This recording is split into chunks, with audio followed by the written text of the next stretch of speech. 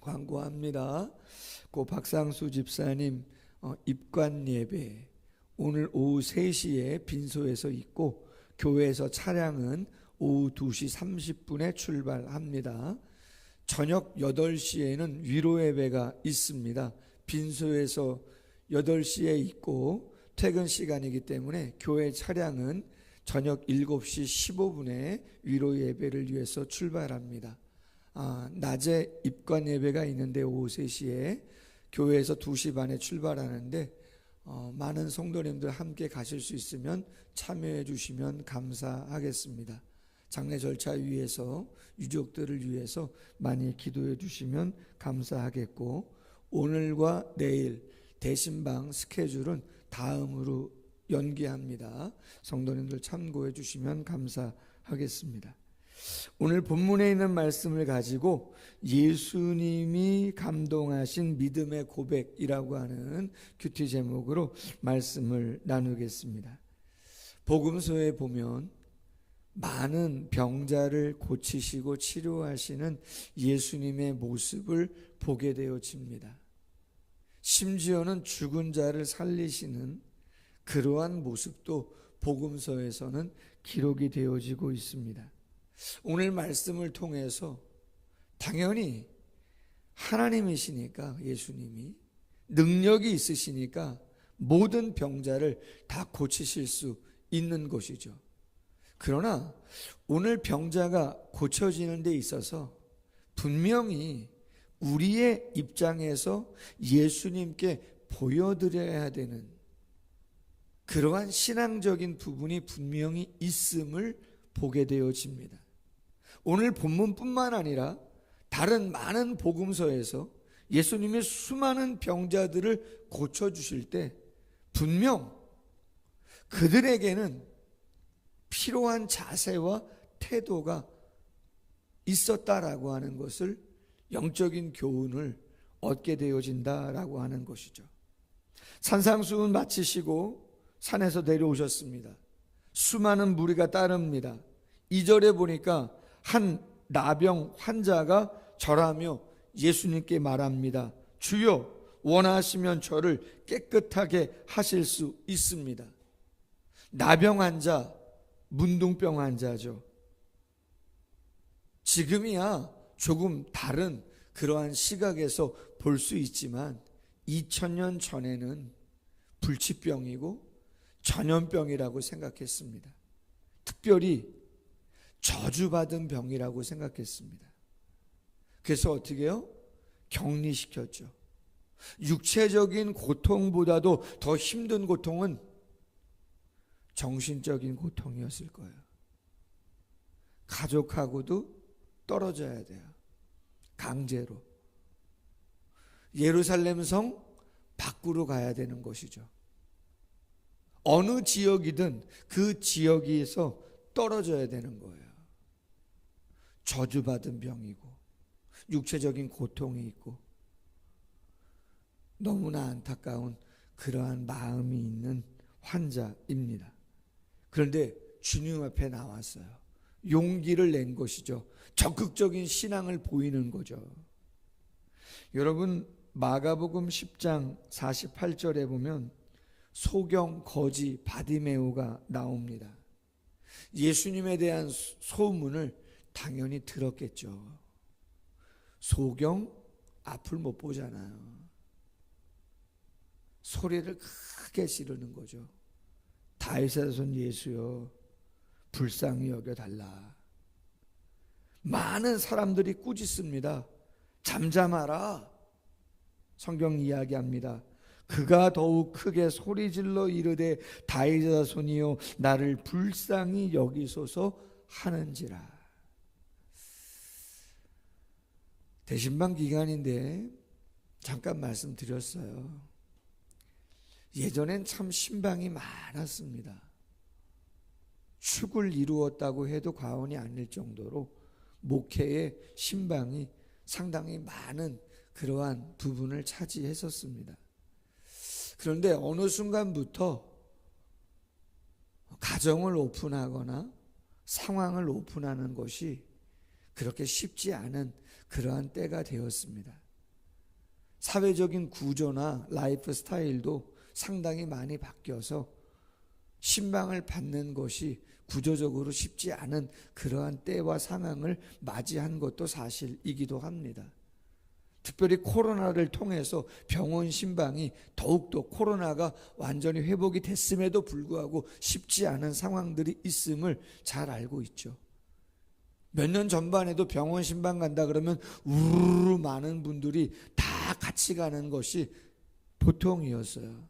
당연히 그렇게 해야 된다고 생각했지만 지금 그러한 모습들 쉽지 않음을 알고 있습니다.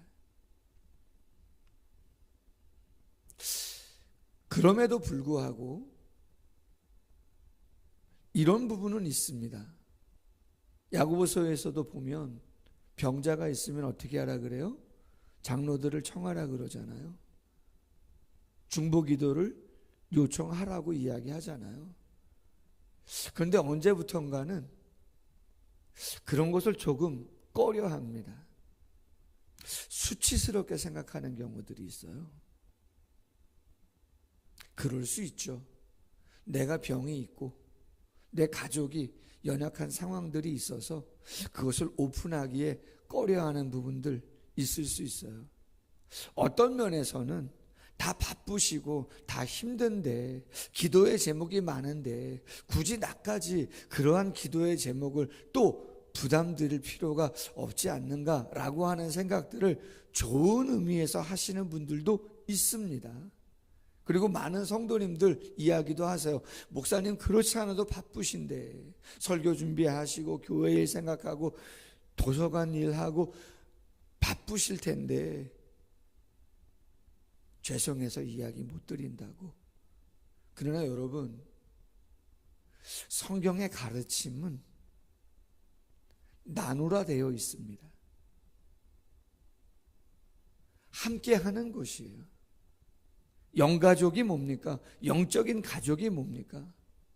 힘은 들지만 그래도 서로 격려하고 서로 위로하고 서로 소망을 바라보면서 함께 가는 것이죠. 그런 것이 없다면 나는 나고 너는 너고 세상 사람들과 다를 게 뭐가 있는 것입니까? 아무것도 없는 것이죠, 어찌 보면. 그래서 조금 힘들고 조금 부담스럽고 그렇다 할지라도 함께 기도 제목을 나누고 기도하며 가는 것이에요. 특별히 오늘 본문의 이 중풍병자의 적극적인 신앙을 꼭 기억하십시오. 두 번째는 가버나움에 들어가시니 한 백부장이 있었다고 되어 있고 그의 하인이 중풍병으로 누워 몹시 괴로워하고 있었다. 그가 예수님을 찾아온 것입니다. 고쳐달라고 부탁한 거죠. 예수님이 말합니다. 내가 가서 고쳐줄 것이다. 그런데 놀랍게 백부장이 이야기합니다. 내 집에 들어오시는 거 감당하지 못합니다. 말씀만 하옵소서 내 하인이 낫겠습니다. 조금 전에 이야기했던 것처럼 성도님들이 왜 담임 목사에게 신방을 요청하지 않는가? 그렇지 않아도 바쁘시고 힘드신데 피곤하신데 생각할 일이 많은데 굳이 여기까지 이 먼 곳까지 이 병원까지 그런 마음인 거죠. 그리고 또 하나가 있어요. 9절이에요. 나도 남의 수하에 있는 사람이요 내 아래에도 군사가 있으니 이더러 가라 하면 가고 저더러 오라 하면 오고 내 종더러 이것을 하라 하면 하나이다. 무슨 말이에요? 말씀으로만 당신 얼마든지 시간과 공간을 초월해서 역사하시는 전능하신 분이니까 저는 여기서 말씀하셔도 충분히 내 하인이 나을 수 있다고 믿음으로 고백하는 거예요. 여러분 놀라운 믿음이죠. 절대 믿음이에요.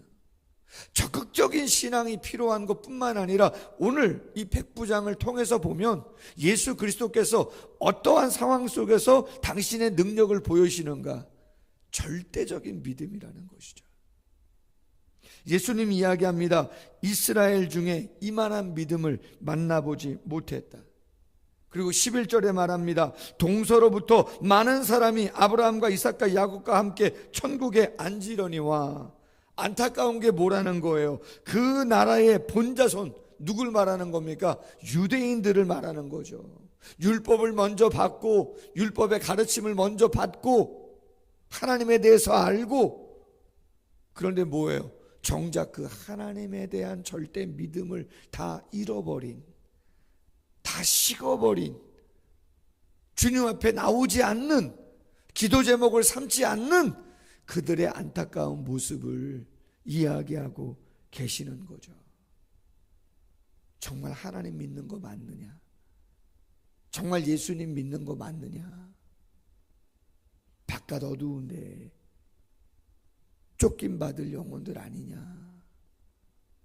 당신이 메시아로 왔음에도 불구하고 당신에 대한 절대 믿음을 가지고 삶을 다 내어놓고 기도하고 있느냐고 이야기하고 계시는 거죠.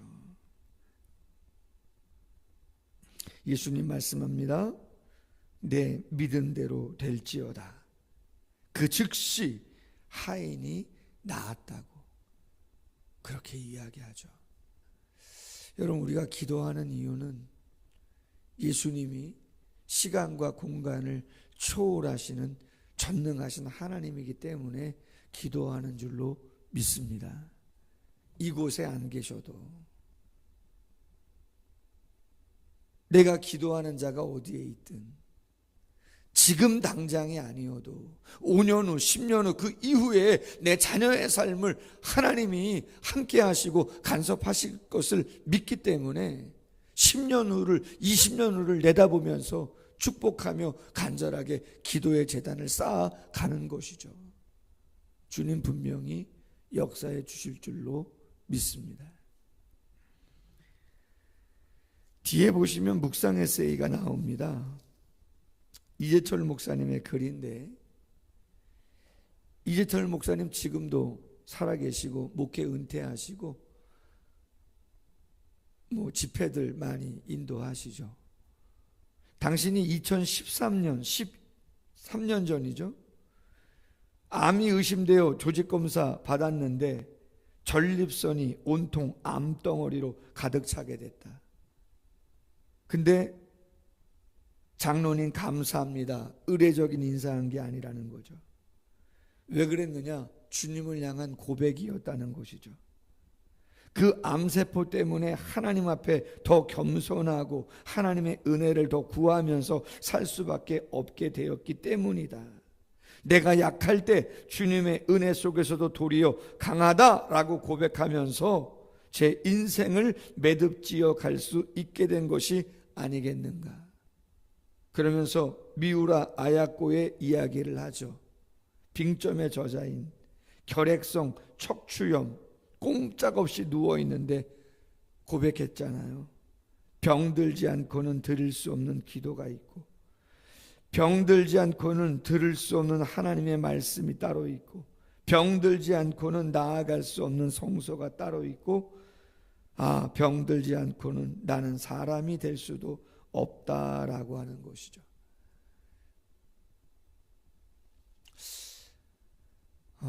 목사가 되니까요, 내가 원하든 원하지 않든 성도님들의 그 연약한 모습을 많이 보게 됩니다.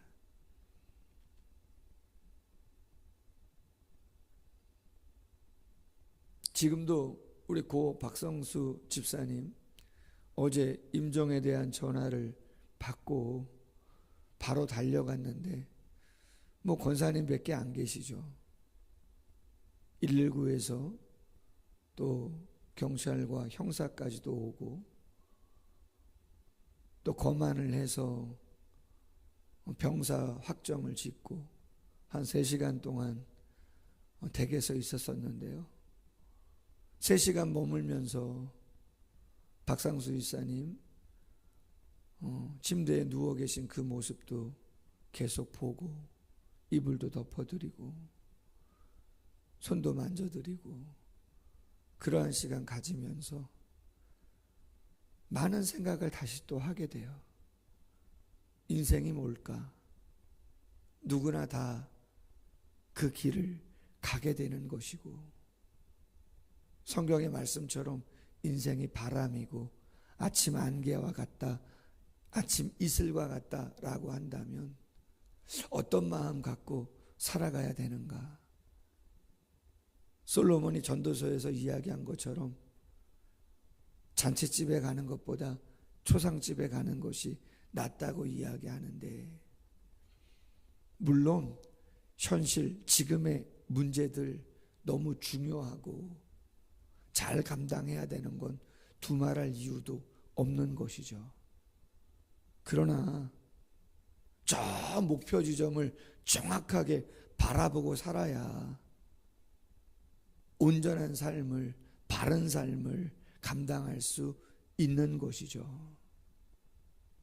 내가 어디에 마음 두고 살아가야 되는가 절대로 잊어버리면 안 되는 것이고, 내가 무엇을 위해서 피곤을 감당하고 무엇을 위해서 무거운 짐을 감당하고 무엇을 위해서 절제하며 살아가는 것인가를 잊어버리면 안 되는 것이고, 그리고 그 삶 가운데서 내 힘으로 되지 않는 것들이 있다면 얼마든지 편안하게 주님 앞에 적극적인 신앙을 가지고 꼭 병들어서가 아니라 적극적인 믿음으로 하나님 앞에 기도의 제목을 내놓고 절대 믿음을 가지고 하나님 앞에 나아간다면 하나님께서 우리의 삶을 더욱더 온전한 모습으로 능력 가운데, 체험 가운데 이끌어 주실 줄로 믿습니다. 오늘 중풍병자와 백부장의 거룩한 믿음으로 우리에게 도전을 주고 있는데, 우리의 삶도 이와 같은 모습으로 나아갈 수 있기를 주님의 이름으로 소원합니다. 기도하겠습니다. 하나님 아버지, 감사합니다. 중풍병자의 적극적인 믿음과 백부장의 절대 믿음을 말씀을 통해서 보게 하시고 그 믿음대로 그들을 치유하시고 칭찬하시고 기리시는 그러한 모습을 보게 되어집니다.